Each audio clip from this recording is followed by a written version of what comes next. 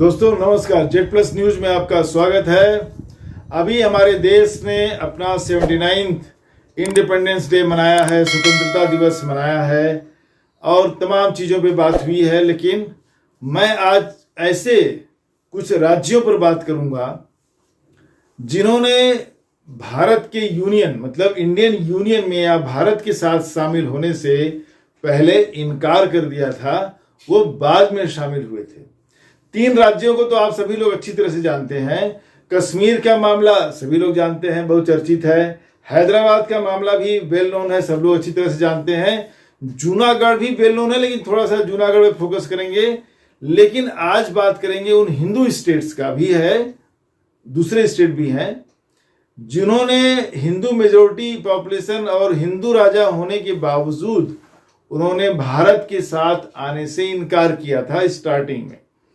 इसकी कुछ पृष्ठभूमि आपको बता देते हैं। जब ब्रिटेन ने या ब्रिटिश सरकार ने, जो ब्रिटानिया हुकूमत ने भारत को आज़ाद करने का निर्णय लिया, उसकी घोषणा की, लॉर्ड माउंटबेटन आ चुके थे इंडिया और सारा कुछ उन्होंने फॉर्मेलिटी किया और कह दिया कि अब भारत आज़ाद होगा और भारत 2 हिस्सों में बटेगा, इंडिया और पाकिस्तान। इसकी भी घोषणा की। अब इंडिया में दिक्कत ये थी कि करीब करीब 600 के आसपास बड़ी छोटी रियासतें थी, प्रिंसली स्टेट्स, जहां की लोकल राजा हुआ करते थे, महाराजा हुआ करते थे, वो अपना शासन चलाते थे। राजस्थान तो खैर पूरा ही था। तो इसमें क्या होता कि जब आज़ादी की लड़ाई लड़ी जा रही थी तो ब्रिटिश का जो सरकार का कंट्रोल था भारत के अंदर, वो 2 हिस्सों में बटा था। वो भी कुछ इलाके डायरेक्ट ब्रिटिश गवर्नमेंट के कंट्रोल में थे, मतलब पूरा सरकारी नियंत्रण ब्रिटिश सरकार था, और सब्सिडरी अलायंस के अंतर्गत कुछ रियासतों का ब्रिटिश सरकार से समझौता हो गया था। तो वो रियासतें अपना काम अपने हिसाब से शासन चला रही थी, अपने उनकी राजगद्दी कायम थी, और ब्रिटिश सरकार को वो एक टैक्स उनके एग्रीमेंट के हिसाब से दिया करती थी, एनुअल टैक्स, सालाना टैक्स दिया करती थी। और जो ब्रिटिश सरकार ने उनकी सुरक्षा की जिम्मेदारी भी ली थी। एक तरह से वो एकदम से बेफिक्र हो गए थे कि कोई चिंता की बात नहीं है, अपना ऐश कर रहे थे और ऐश करते ही थे, सब थे क्या।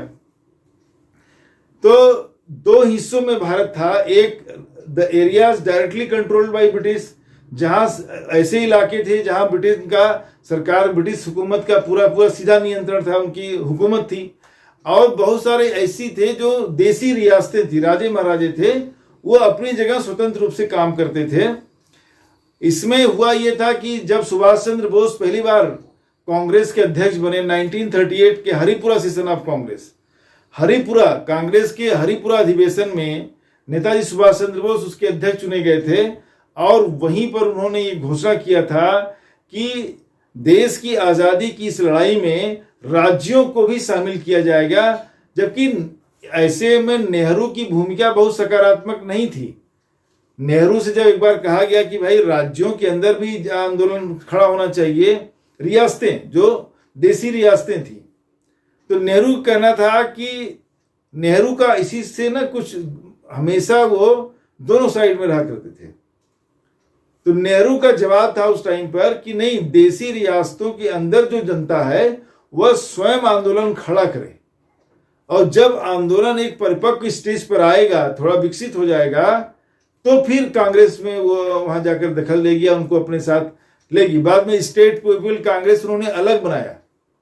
अब इतिहासकारों का, बड़े कई इतिहासकारों ने लिखा है, चूंकि नेहरू पीने खाने के शौकीन आदमी थे, तो जो देसी रियासतों के राजे महाराजे थे उनका नेहरू का उनके साथ उठना बैठना था, अय्यासी वो भी करते थे, नेहरू भी कोई पीछे नहीं थे। तो नेहरू बहुत ज्यादा आक्रामक नहीं थे। कहने का मतलब है देसी रियासतों के राजाओं या ब्रिटिश हुकूमत के बड़े अधिकारियों के साथ नेहरू का उठना बैठना होता था, क्लब होता था, पार्टी होती थी।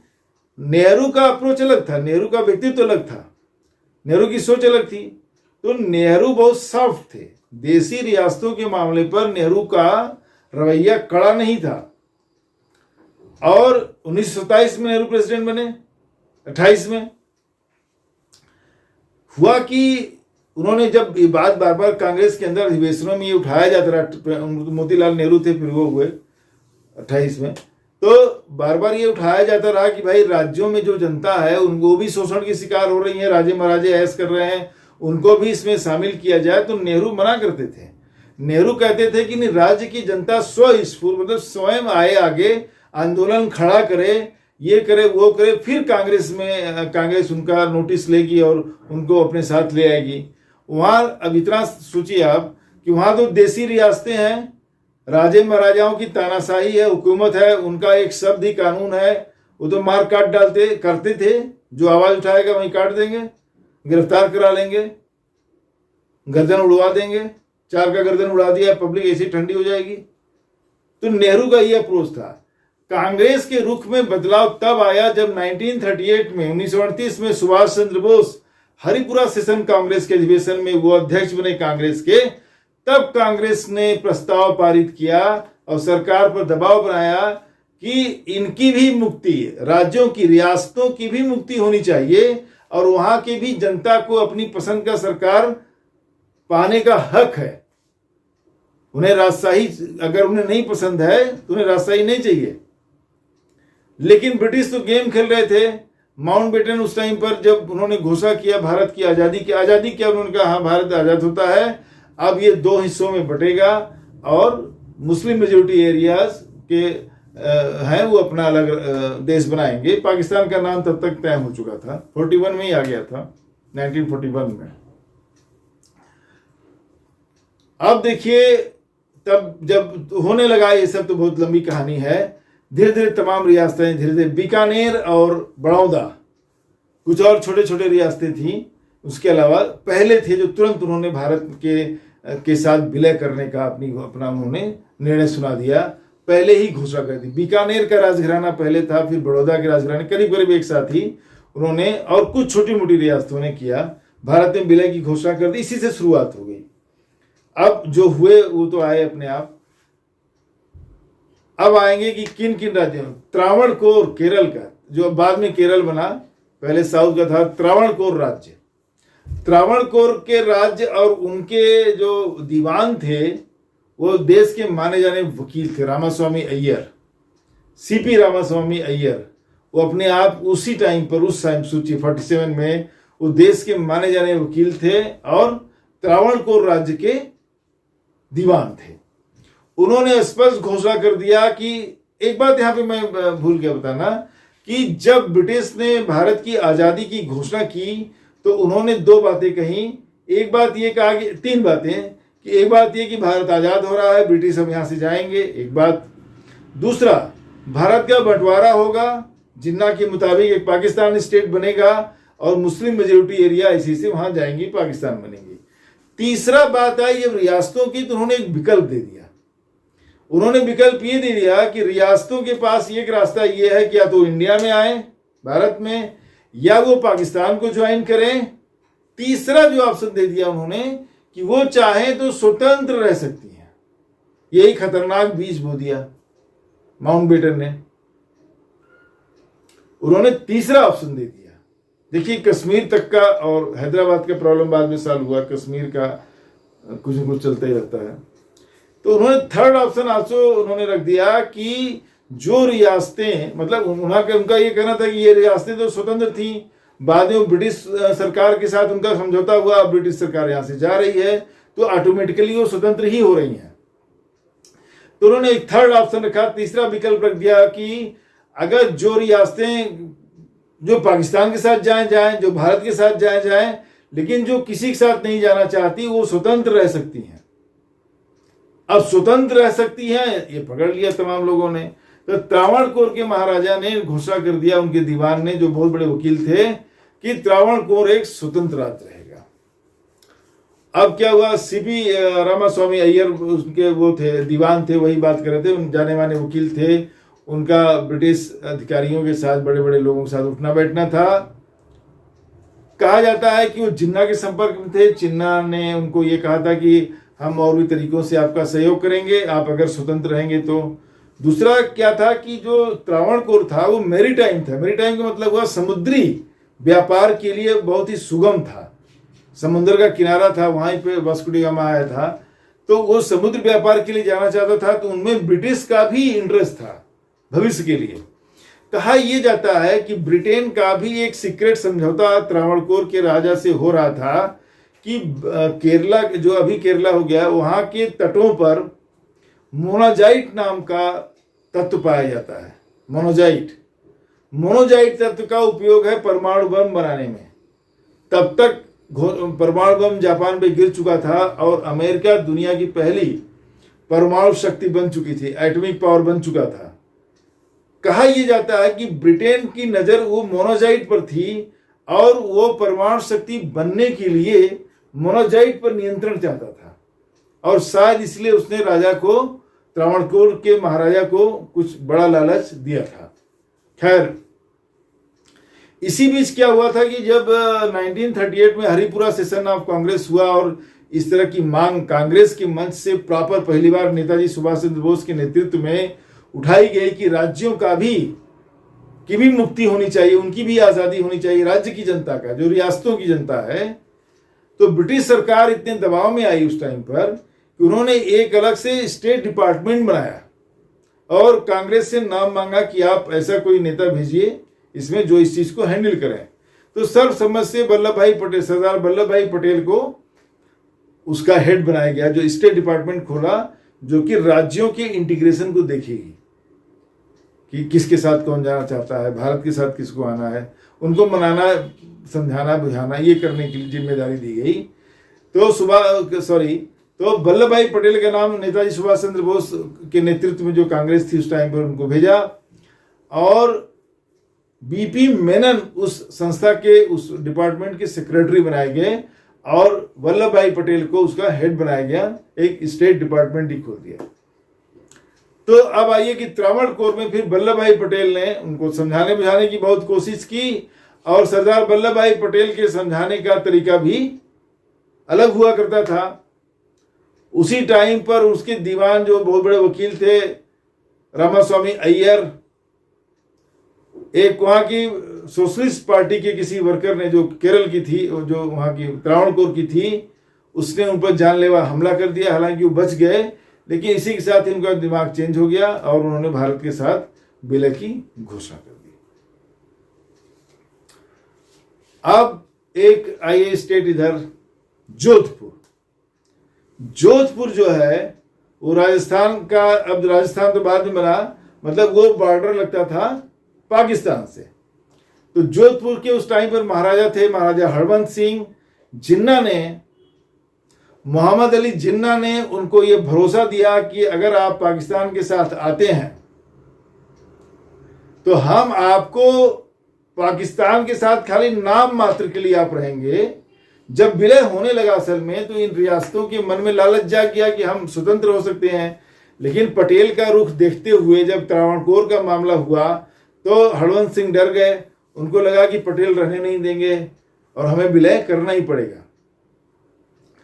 अब वो जिन्ना के संपर्क में आए, यहां तक कि कहा जाता है पाकिस्तान वहां पहुंच भी चुके थे, लाहौर का, जिन्ना से साइन करने के लिए। बाद में कुछ हुआ तो बातचीत करने के लिए, तो जिन्ना ने उनको स्पष्ट आश्वासन दिया था कि आप अगर पाकिस्तान के साथ इंस्ट्रूमेंट ऑफ एक्सेशन साइन करते हैं, आते हैं, तो आप खाली नाम मात्र के आप आएंगे, बाकी हम आप में कोई हस्तक्षेप नहीं करेंगे।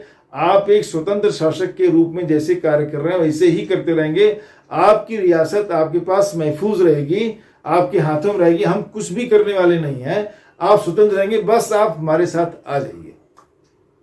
यहां तक कि कहा कि अगर आप स्वतंत्र राज्य बनेंगे तो कोई तट नहीं, कोई समुद्री आपको रास्ता नहीं है, तो कहा गया कि कराची तट हम आपको उपलब्ध कराएंगे, क्योंकि रास्ता मिल जाएगा फिर उधर से।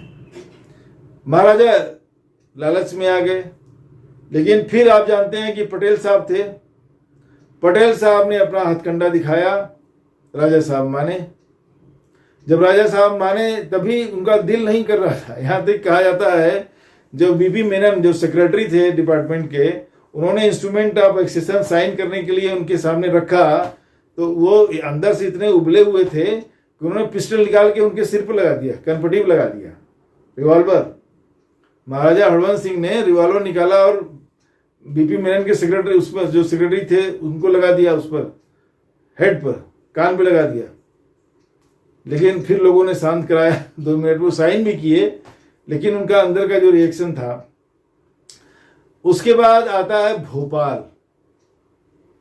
तो भोपाल का जो हमीदुल्ला खान थे, इसके जो सैफ अली खान के दादा परदादा रहे होंगे, नवाब पड़ोदी के, तो हमीदुल्ला खान थे वहाँ के नवाब। वो जिन्ना के करीबी थे, जिन्ना के दोस्त थे, और वो भी स्वतंत्र रहना चाहते थे।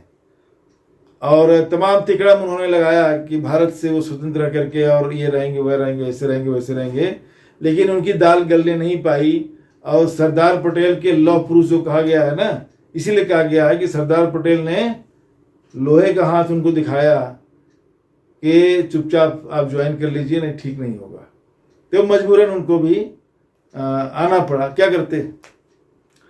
अब बाद में पेचीदा मामला आया जूनागढ़ का। जूनागढ़ का जो नवाब था मोहब्बत खान कुछ करके था, वहाँ भी हिंदू पॉपुलेशन मेजोरिटी में थी। भोपाल में भी हिंदू पॉपुलेशन मेजोरिटी थी, मुसलमान मतलब नवाब मुसलमान थे। तो जो उस टाइम पर बात चर्चा हो रही थी, तो मोहब्बत खान भी जिन्ना के उसमें आ गए। यहाँ तक कि जो जिन्ना मुस्लिम लीग पार्टी के शाहनवाज भुट्टो, जो इनके बेनजीर भुट्टो के दादा वादा रहे होंगे, परदादा बिलाल भुट्टो के, तो उन्होंने जो है नाना के और कुछ, तो उन्होंने भी आकर के, वो मोहब्बत खान ने उनको अपना दीवान बना लिया। और वो लगे मोहब्बत खान का कान भरने की, अब आप पाकिस्तान के साथ विलय कीजिए। अब सोचिए जूनागढ़ इंडिया के अंदर, वो पाकिस्तान के साथ विलय होकर कैसे रहता। वहाँ की जनता ने भी विद्रोह कर दिया। और फिर पटेल ने दबाव बढ़ाया अपने तरीकों से। जब पटेल ने दबाव बनाया तो मोहब्बत खान भाग गए पाकिस्तान। बाद में जिन्ना ने बड़ा उनके साथ मिसबिहेव किया, क्योंकि जिन्ना जानते थे कि मोहब्बत खान आएगा तो बहुत धन दौलत सब कुछ वहाँ से लेकर आएगा। लेकिन वो भागने के चक्कर में खाली ज़्यादा कुछ नहीं ले जा पाए, अपने कुत्तों को ही ले गए। वो पता नहीं कितने कुत्ते थे उसके। तो फिलहाल जूनागढ़ में फिर स्थिति बदली, यहाँ तक कि उन्होंने पटेल ने प्लेबिसिट कराया। जब वो, क्योंकि माउंटबेटन का अंग्रेजों का प्रेशर था कि भाई जबरदस्ती आप नहीं कर सकते, ये नहीं कर सकते। लेकिन पटेल ने फिर ये सहमति बनी कि इसको प्लेबिसिट कराया जाए, जनमत संग्रह कराया जाए, जिसमें कि 91% लोगों ने भारत के यूनियन के पक्ष में, शामिल होने के पक्ष में निर्णय दिया। कश्मीर हैदराबाद तो आपको पता है विवाद बड़ा था। तो इस तरह से 3-4 राज्य ऐसे थे जो बिल्कुल जिद पर अड़े थे कि भारत के साथ नहीं जाएंगे, स्वतंत्र रहेंगे। आपको बताया कि उसमें त्रावणकोर था, जोधपुर, भोपाल, जूनागढ़, इस तरह से स्टेट्स थे जो भारत के साथ नहीं आना चाहते थे। लेकिन सरदार पटेल के लौह पुरुष व्यक्तित्व का जो स्वरूप सामने आया कि उन्हें भारत के अंदर आना पड़ा और भारतीय यूनियन के वो हिस्सा बने। आज वो भारत का हिस्सा बन चुके। तो ये एक इंटरेस्टिंग स्टोरी थी कि किस तरह से राज्य तिकड़म भिड़ा रहे थे कि भारत में ना हो और इंडिपेंडेंट स्वतंत्र रूलर हो, लेकिन उनकी दाल गलने नहीं पाई। मिलते हैं दोस्तों किसी और वीडियो में कल सुबह। और मेरे चैनल को सब्सक्राइब करेंगे, मुझे अच्छा लगेगा, आपका सपोर्ट मिलेगा। नमस्कार, धन्यवाद।